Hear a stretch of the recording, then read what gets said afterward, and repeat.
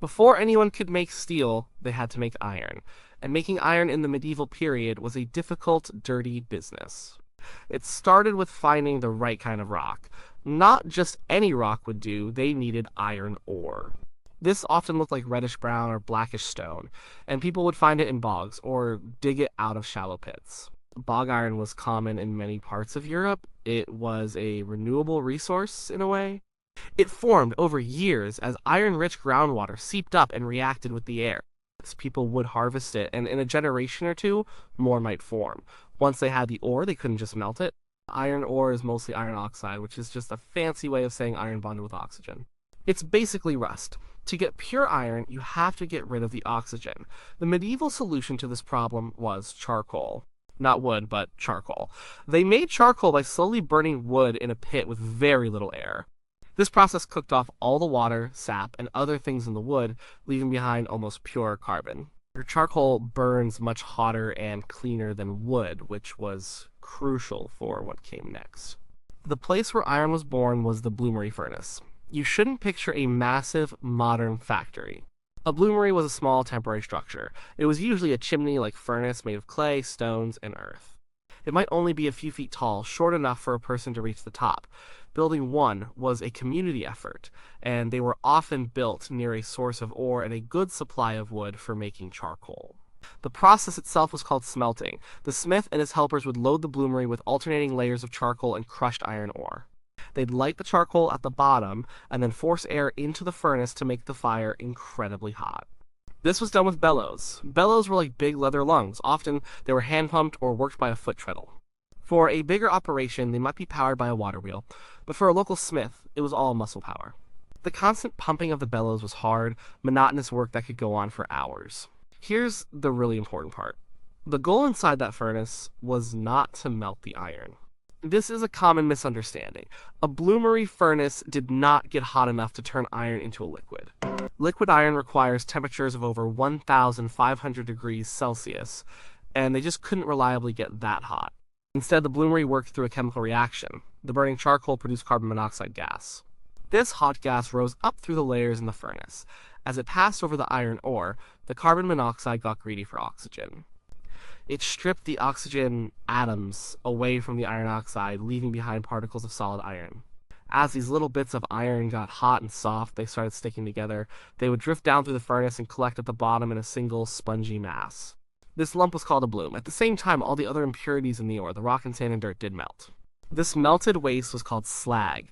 The slag would trickle down and collect in a pool at the very bottom, beneath the iron bloom. The smith would have a small hole near the base of the furnace, which he could tap to let the molten slag run out like orange lava. After many hours of feeding the furnace and working the bellows, the job was done. The furnace was broken open at the side. Inside, sitting in the hot embers, was the bloom. It was a strange-looking thing. A porous, glowing lump of iron mixed with a lot of trapped slag and bits of charcoal. It was not a neat, clean ingot of metal. It was a rough, ugly mass that had to be worked immediately while it was still hot.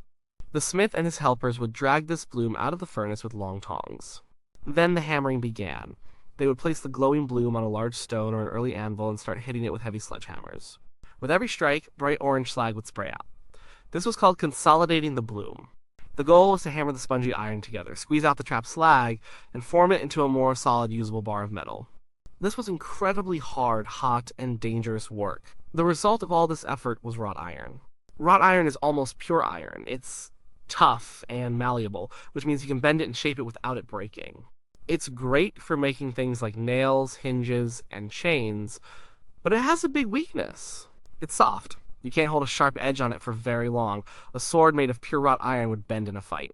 A knife would get dull after cutting a piece of bread. To make a good tool or a good weapon, they needed something harder. They needed steel. So, the entire medieval iron-making process was just the first step. It produced the raw material. It turned rock into a usable but soft metal. Steel was not a separate thing they mined from the ground. Steel was what they made from this iron. It was a refinement, an improvement, and the secret ingredient that turned soft iron into hard steel was carbon. The whole challenge for the medieval blacksmith was figuring out how to control the amount of carbon in their iron, without even knowing what carbon was. They just knew that some processes made the iron harder and better, and those processes were guarded secrets passed down through generations. The bloomery furnace was the center of the iron-making world for centuries. It was a simple piece of technology, but it was effective. It allowed a small community to produce its own metal from local resources. Let's look closer at how this thing actually worked, from building it to pulling out the finished product. Building a bloomery was not a permanent construction project. They were often built to be used for a smelting season and then abandoned or rebuilt. The basic design was a shaft or chimney. The materials were whatever was available locally, and clay was the most important ingredient.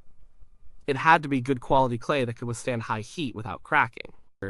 It was often mixed with sand, chopped straw, or even horse manure to give it more strength and insulation. The smiths would build the walls of the furnace up, layer by layer, shaping it by hand. Sometimes they built it against a hillside to make it easier to load from the top and to provide some structural support. The size and shape varied. Some were short and wide, others were taller and more slender. A typical furnace might be around a meter tall and maybe half a meter across inside. The shape was important. It had to allow for a good flow of air and heat. Near the bottom of one side, they would build an opening that could be sealed up but later broken open to retrieve the bloom. They also had a smaller hole for tapping out the slag, and most importantly, there was a hole for the tuyere. The tuyere was the nozzle that connected the bellows to the furnace. It was a critical component, usually made of a special heat-resistant clay or a protected piece of metal, because it had to withstand the most intense heat right where the air blasted in. Preparing the raw materials was just as important as building the furnace. The iron ore couldn't just be thrown in as large rocks. It had to be roasted first. They would build a large bonfire and lay the ore on top. This roasting process did a few things. It drove off water, which could cause problems in the furnace. It also made the ore brittle and easier to crush into small, gravel-sized pieces. This crushing was done by hand with hammers. It was back-breaking labor. The charcoal also had to be prepared. It was made in charcoal mounds or pits, a slow and smoky process that took days. They needed a huge amount of charcoal. A single smelt could use several times more charcoal by volume than iron ore. This is why iron production was a major cause of deforestation in some parts of the medieval world. With the furnace built and the materials ready, the smelt could begin. First, a fire was started in the bottom of the furnace. It was slowly built up with charcoal until the entire shaft was a column of glowing embers. This preheating was vital to prevent the clay walls from cracking when the full heat was applied. Then the bellows were brought in. 2 bellows were often better than 1, so that one could be blowing while the other was refilling, creating a more continuous blast of air. The rhythmic creak of the leather and the whoosh of the air was the heartbeat of the smelt. Once the furnace was hot enough, the charging began.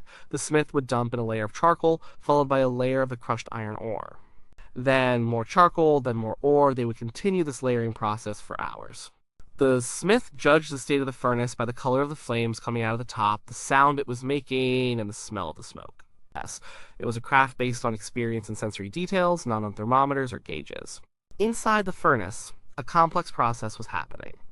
As the charcoal burned, it created intense heat and carbon monoxide. As this gas flowed upwards, it reacted with the iron ore in the layers above. The carbon monoxide stole the oxygen from the iron oxide, leaving behind tiny particles of iron. This process is called reduction. The now solid iron particles would slowly sink down through the furnace. As they entered the hottest zone near the tuyere, they became soft and pasty, like taffy. They began to clump together.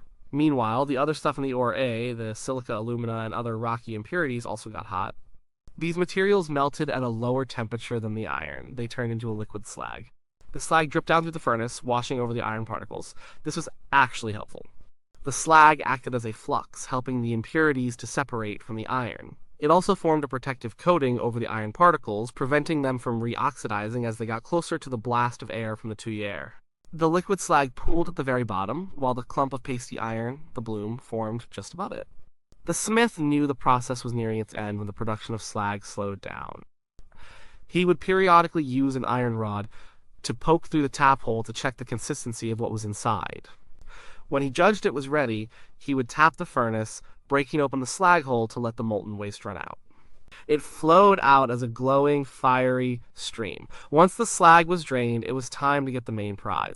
The front of the furnace was broken open. With a great deal of effort, using massive iron tongs, the smith and his assistants would pull the glowing, dripping bloom from the heart of the furnace. It was an amazing shaggy incandescent mass of metal, slag, and charcoal, weighing anywhere from a few pounds to over 100, depending on the size of the furnace and the length of the smelt. But the work was far from over. This bloom was not yet usable iron. It was full of holes and saturated with slag. It had to be consolidated. Immediately, while still at a bright yellow heat, it was moved to a large solid anvil or stone block. Then the heaviest hammers came out. A team of men would swing sledgehammers in a rhythmic pattern, striking the bloom over and over. Each blow sent a shower of sparks and liquid slag flying. This hammering welded the porous iron together, squeezed out the remaining slag, and began to shape the bloom into a rough bar or billet. This process was often repeated several times. They would reheat the bloom in a forge and hammer it again, driving out more and more impurities. At the end of this long, exhausting day, they would have a bar of wrought iron. It was a versatile and useful material, but it was still just iron. The long journey to making steel had only just begun. The bloomery process was the foundation. It was the ancient and reliable way of turning rock into metal, a process that relied entirely on muscle, fire, and the hard-won knowledge of the smith. So, the blacksmith had a bar of wrought iron. It was strong and useful, but it was soft.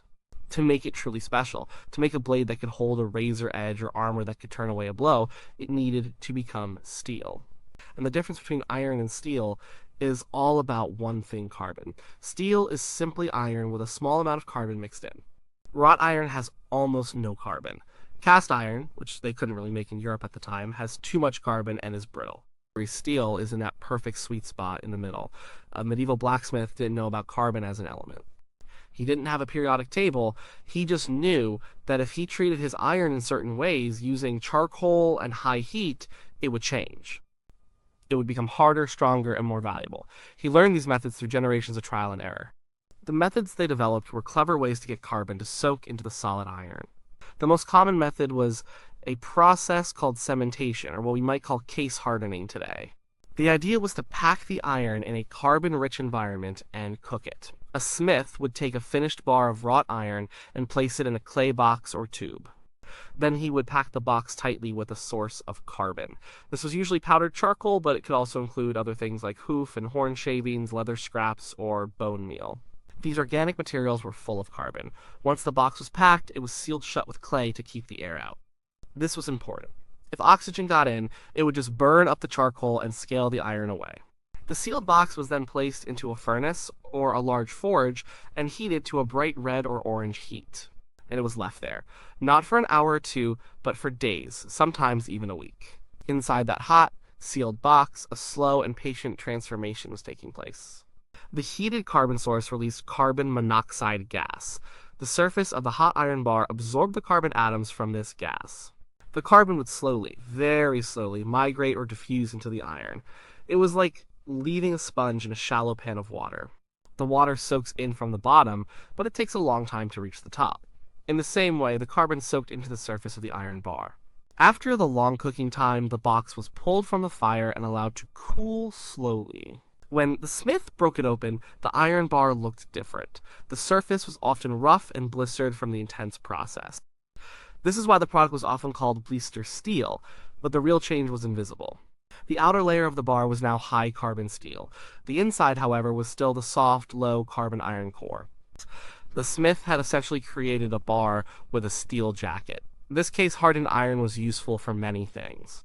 An axe with a steel skin would hold its edge much longer than a plain iron one. But it wasn't perfect. The carbon content was inconsistent. The surface was very high in carbon, while the center had none. This could make it unpredictable. To solve this problem, smiths developed the next step, making shear steel. They would take a bar of blister steel, heat it in the forge, and fold it back on itself. Then, using the heat of the forge and a flux like sand to prevent oxidation, they would hammer the two layers together until they were welded into a single solid bar. This is called forge welding. Then they would do it again and again. Each time they folded and welded the bar, they were mixing the high carbon and low carbon layers together. It was like kneading dough to mix the ingredients evenly. This process created a much more uniform and reliable piece of steel. A bar that had been folded once was called shear steel. If it was cut, stacked, and welded again, it was called double shear steel. This material was excellent. It was tough and held a great edge. It was the kind of steel used for high-quality swords, knives, and tools. But it was also very labor-intensive to produce, which made it expensive. A lot of iron and fuel were consumed to make a small amount of good steel. There was another, more mysterious and legendary type of steel, known as crucible steel. This was the pinnacle of ancient and medieval steel making. This process was not common in Europe, but it was known from places like India and Central Asia, where it was called Wootz steel. The famous Damascus swords were often forged from this material. Some evidence suggests that a few highly skilled smiths in Europe, particularly the Vikings, may have imported crucible steel or figured out a similar process on their own. The crucible method was fundamentally different. Instead of trying to soak carbon into solid iron, it involved melting the iron completely. The smith would take a small clay pot, a crucible, and fill it with broken pieces of wrought iron and a specific amount of carbon-rich material. This could be charcoal, but often it was things like wood chips, leaves, or even glass. They sealed the crucible tightly and placed it in a special furnace that could get incredibly hot, much hotter than a standard bloomery. They would heat the crucible until the iron inside actually melted into a liquid. This allowed the carbon to dissolve evenly throughout the molten iron, creating a perfectly homogeneous steel. After many hours at this extreme temperature, the crucible was removed and allowed to cool very, very slowly, sometimes over a period of days. Inside, the liquid steel would solidify into a small round cake or ingot. This crucible steel ingot was something special. It was very high in carbon and extremely pure because the slag and impurities had separated out during the melting process. It was also very hard. It took a master smith to know how to forge this material properly. If it was worked at the wrong temperature, it would crumble under the hammer. But if done correctly, it could be forged into blades of legendary sharpness and durability. The slow cooling process often created a unique crystalline structure in the steel, which, when forged and etched, would reveal the beautiful, watery patterns associated with Damascus steel. For the average medieval blacksmith in a European village, crucible steel was a distant legend. His reality was the long, slow work of cementation and, if he was skilled and had the resources, the laborious process of making shear steel. It was a craft of patience, fire, and a deep understanding of how to coax a simple metal into becoming something extraordinary. Having a piece of steel was one thing. Knowing what to do with it was another. The real magic happened at the blacksmith's anvil. A medieval forge was a dark, smoky place, filled with the constant hiss of the bellows, the ringing of the hammer, and the smell of hot metal and burning coal. The smith was a master of fire and force, using his knowledge to shape, join, and transform iron and steel. Steel was precious. It took so much time, fuel, and labor to make that it was never wasted. A smith would never make a whole sword or a large axe out of solid steel. It would be incredibly expensive, and in some ways not even desirable. A sword made of only high-carbon steel would be very hard, but also very brittle. A hard shot could shatter it like glass. The ideal weapon or tool needed to be a combination of properties: a hard edge that could stay sharp, and a tough, flexible body that could absorb impact without breaking. To achieve this, medieval smiths became masters of forge welding. This technique allowed them to combine different types of metal into a single laminated piece. For a sword, a common technique was to forge a core of soft, flexible wrought iron. Then they would forge weld strips of hard steel onto the edges. This gave the sword a steel edge on an iron spine. It was the best of both worlds. The steel provided the cutting power, while the iron core gave the blade the strength and flexibility to bend and not break. To forge weld, the smith had to heat the two pieces of metal in the forge until they were at a specific, brilliant yellow-white heat. This was the welding temperature. It was a temperature judged purely by eye and experience. Too cold, and the pieces wouldn't stick. Too hot, and the metal would burn, sparking and crumbling away, ruining the piece. At the perfect moment, the smith would pull the pieces from the fire, quickly sprinkle them with a flux like sand or borax to clean off the oxides, and bring them to the anvil. Then, with swift, confident hammer blows, he would strike the pieces together. If done right, the two pieces would fuse and become one, their atoms bonding at the seam. It was a process that required speed, precision, and a deep connection to the material. Another advanced technique, particularly famous in the early medieval period, was pattern welding. This involved taking bars of iron and steel, twisting them together, and then forge welding them into a single billet. When this billet was forged into a blade and then polished and etched with a mild acid, the different layers of metal would be revealed as a beautiful snake-like or wavy pattern. While visually stunning, pattern welding also served a practical purpose. It was a way of mixing the harder steel and softer iron components throughout the blade, creating a more homogeneous and reliable weapon from the often inconsistent materials available. Once a tool or blade was forged into its final shape, the most critical steps were yet to come: heat treatment. This is what truly unlocked the potential of steel. Forging just gives the metal its shape. Heat treating gives it its soul. The process has two main parts: hardening and tempering. First, the smith would harden the blade. He would heat the finished blade evenly in the forge to a specific critical temperature. Again, this was judged by color. For most simple steels, this was a bright cherry red. As soon as it reached that temperature, he would plunge it into a quenching liquid. Well, this was usually a large trough of water, but sometimes brine or even oil was used. The rapid cooling forced the internal structure of the steel to change, locking it into a very hard, brittle state called martensite. At this point, the steel edge was as hard as a file, but it was also so brittle that if you dropped it, it might shatter. This is where the second step, tempering, came in. A blade that is too hard is useless. So, the smith had to trade some of that hardness for toughness. To do this, he would carefully clean and polish the hardened blade so he could see the bare metal. Then, he would gently reheat it, far below the critical temperature he used for hardening. As the steel heated up, a thin layer of oxide would form on its surface, and this oxide would change color as the temperature rose. This is where the smith's true artistry showed. He would watch the colors run across the polished steel like a rainbow. First, it would turn a pale straw yellow, then a darker gold, then brown, then purple, then a deep blue. Each color corresponded to a specific temperature and a specific balance of hardness and toughness. For a razor or a knife that needed to be extremely hard, he might stop heating when it reached a light straw color. For a sword or an axe that needed to be tougher to absorb shock, he would let it go to a brown or purple. For a spring or a piece of armor that needed maximum flexibility, he might take it all the way to blue. When the desired color appeared, he would quench the blade again to stop the heating process. This final step, tempering, was what gave the steel its resilience and made it a truly superior material. The tools the smith used were simple but effective. The forge was his hearth, a shallow pit or table filled with charcoal or coal, fed by the constant air from the bellows. The anvil was his workbench, a massive block of iron with a flat face for general forging, a tapered horn for bending curves, and various holes for punching and cutting.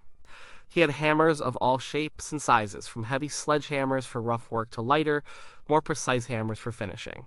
He had tongs of every description, designed to grip hot metal of any shape or size. Chisels, punches, and drifts were used to cut and hole the metal. These tools were often made by the smith himself.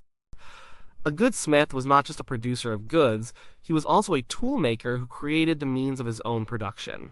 Through these techniques, laminating, welding, hardening, and tempering, the medieval blacksmith took a rare and difficult-to-make material and turned it into the objects that defined his age. He was part engineer, part artist. He worked not with precise measurements and formulas, but with color, sound, and feel. His skill was the difference between a tool that broke and one that lasted a lifetime, between a plow that tilled the fields and a sword that won a kingdom. The ability to make and work steel, even in small and inconsistent quantities, had a profound effect on medieval society. It was not just about making better swords. The impact of steel was felt in the fields, in the forests, and in the construction of castles and cathedrals. The blacksmith, as the master of this transformative technology, held a unique and vital position in every community. Let's start with agriculture. The medieval period saw a significant expansion of farming. Forests were cleared and land was brought under cultivation. This was made possible by better tools. An axe with a good steel edge could fell a tree much faster than a soft iron one. It stayed sharp longer and required less time to be rehoned. This made land clearance more efficient. The heavy wheeled plow was another key innovation, especially in the thick clay soils of northern Europe.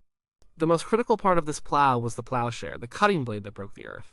A plowshare tipped with steel could break new ground more effectively and lasted far longer than an iron one.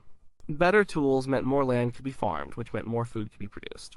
This, in turn, allowed for population growth and the support of larger towns and cities. In craftsmanship and construction, steel was equally important. Woodworkers relied on steel-edged tools like axes, adzes, and chisels. Masons, who built the great cathedrals, used steel tools to cut and shape stone. The difference between an iron chisel and a steel chisel was immense. A steel chisel held its edge, allowing for more precise work and greater efficiency. Without good quality steel for tools, the monumental construction projects of the era would have been nearly impossible. Every nail, hinge, lock, and piece of iron reinforcement in a castle or a church came from a forge. And the best of these were made with at least some steel, and of course there was warfare. The evolution of medieval arms and armor is a story about the evolution of steel. The sword, with a well-tempered steel edge, was a formidable weapon. It could cut through leather and mail, and it wouldn't bend or break upon impact with a shield or another blade. The quality of a lord's swords was a direct reflection of his wealth and power, as good steel was expensive and good smiths were in high demand. The armor also changed in response to better weapons. While early medieval warriors wore mail, which was made of interlinked iron rings, the later medieval period saw the rise of plate armor, creating a solid plate of armor that could deflect a sword blow or an arrow required steel. The plates had to be hard enough to resist penetration, but also tough enough not to crack. The skills of the armorer were a specialized form of blacksmithing involving complex shaping, joining, and heat treating of steel plates to fit the human form perfectly. The contest between the swordsmith and the armorer was an arms race that drove metallurgical technology forward. Because of all this, the blacksmith was a central figure in medieval life. He was not just a tradesman, he was the local problem solver, the engineer, the toolmaker. If a farmer broke his plow, he went to the smith. If a knight needed his armor repaired, he went to the smith. If a housewife needed a new pothook or a knife, she went to the smith. His forge was often a social hub, a place of warmth and activity. His work was seen as almost magical. He was a man who could take dull rock and useless wood and, with fire and force, create things of immense value and power. This gave him a level of respect and independence that few other craftsmen enjoyed. However, it's important not to over-romanticize the quality of medieval steel. It was a world away from modern standardized alloys. The quality of steel varied enormously from one smith to another, and even from one batch to another made by the same smith. The bloomery process was inherently inconsistent. The amount of carbon absorbed during cementation was difficult to control. A smith might produce a fantastic blade one day and a brittle failure the next. There was no way to scientifically analyze the metal. Everything depended on the smith's personal experience, his eye for color, his feel for the metal under the hammer. This is why certain regions and certain smiths gained legendary reputations. Places like Toledo in Spain or Passau in Germany became famous for their blades. Swords were often marked with a smith's personal stamp, which was a guarantee of quality. This mark was a promise that the blade was made by a master who knew the secrets of the craft, secrets that were often jealously guarded and passed down only from master to apprentice. In the end, the story of medieval steel is a story of human ingenuity. It's about people working with imperfect knowledge and difficult materials to create something extraordinary. They didn't have a scientific understanding of metallurgy, but through centuries of observation and practice, they learned to manipulate the properties of iron. They learned to add the secret ingredient of carbon, to combine hard and soft metals, and to use heat and cold to give their creations the perfect temper. The ringing of the blacksmith's hammer on steel was the sound of the medieval world being built, one carefully forged piece at a time.